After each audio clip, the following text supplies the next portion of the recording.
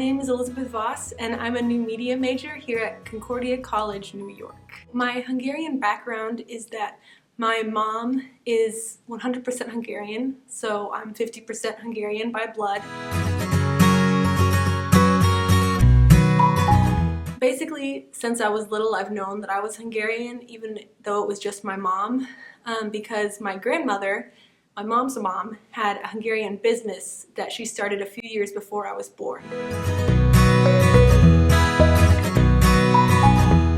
My grandma's business has really shaped my Hungarian experiences in my life, because I think if my grandmother didn't have that business, being Hungarian wouldn't have been such a big part of my life.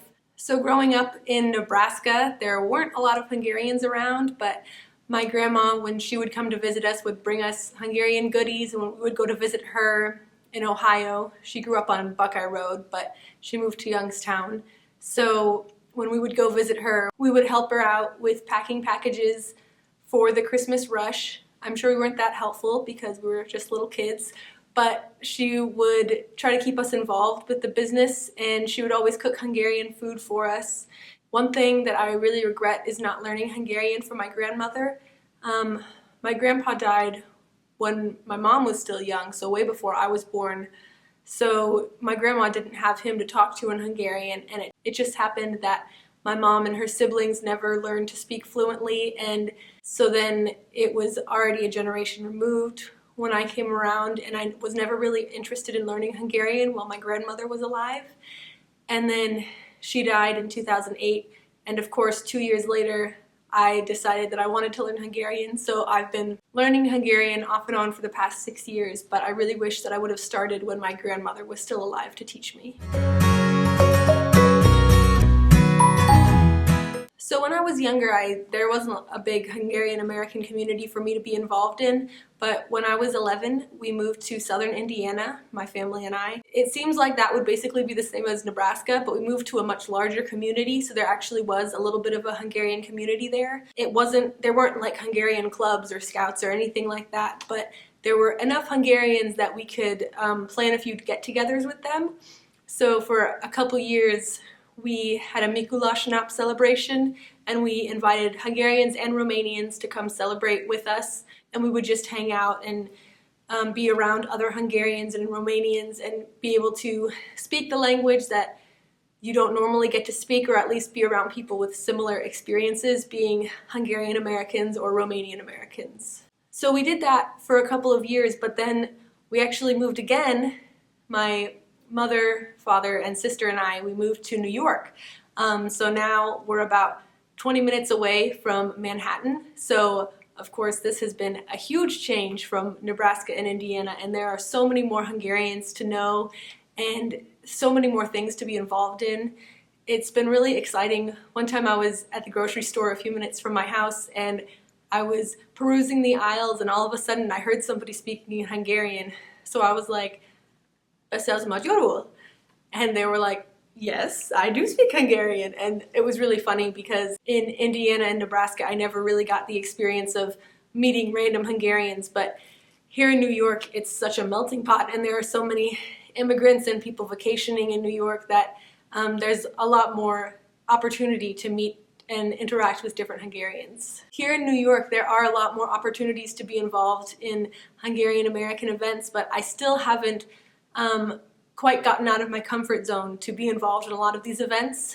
I have gone to the Hungarian American Festival in New Brunswick, New Jersey for the past 4 or 5 years. I go with my mom because of her business that used to be my grandmother's business, but my mom took it over, so we go and we have a booth there, and we sell our cookbooks and maps of Hungary and noodles, and we get to talk to the Hungarians who are coming to celebrate at that festival. I've also gotten to visit some small Hungarian restaurants in Connecticut and in Manhattan and enjoy the Hungarian treats and speak a little bit of Hungarian to the people working there.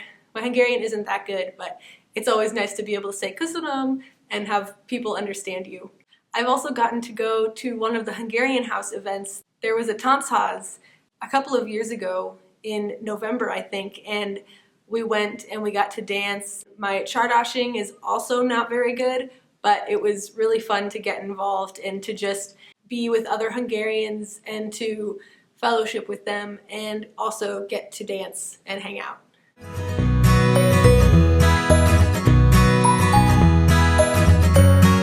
If I'm chosen for the Reconnect Hungary trip, when I come back, I'm excited for the opportunity that Reconnect Hungary provides for me, and also the resources that you guys will give to help us become more involved, because I would love to be more involved in the Hungarian American community, but it's scary sometimes to put yourself out there, and my Hungarian isn't that good, so I feel a little out of place with people who speak Hungarian fluently or who have events that are fully in Hungarian. So I'm really excited to see what Reconnect Hungary recommends to help us be more involved. And I know my location in New York, there are so many more opportunities where I could be involved.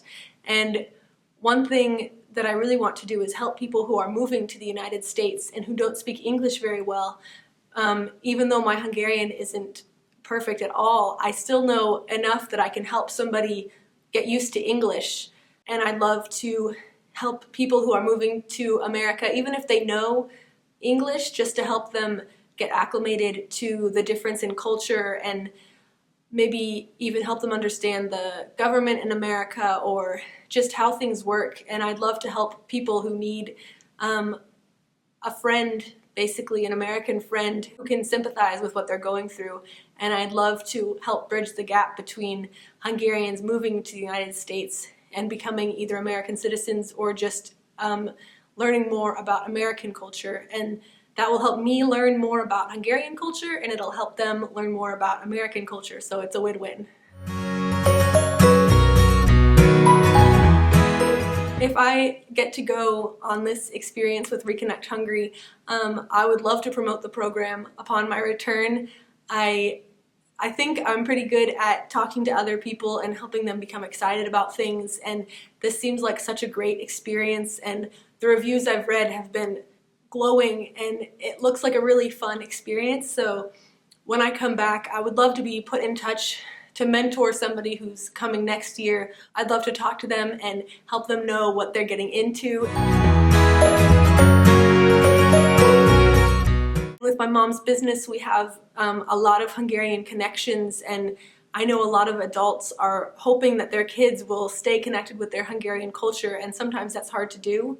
I know from experience that being Hungarian isn't always the most exciting thing that you want to be involved in, but I've realized how exciting it is to learn about your history and your relatives' history, and so I think I'll have a lot of good experiences to share with people and try to get them excited so that they can also join Reconnect Hungary, and we can continue sustaining the Hungarian American groups here in America.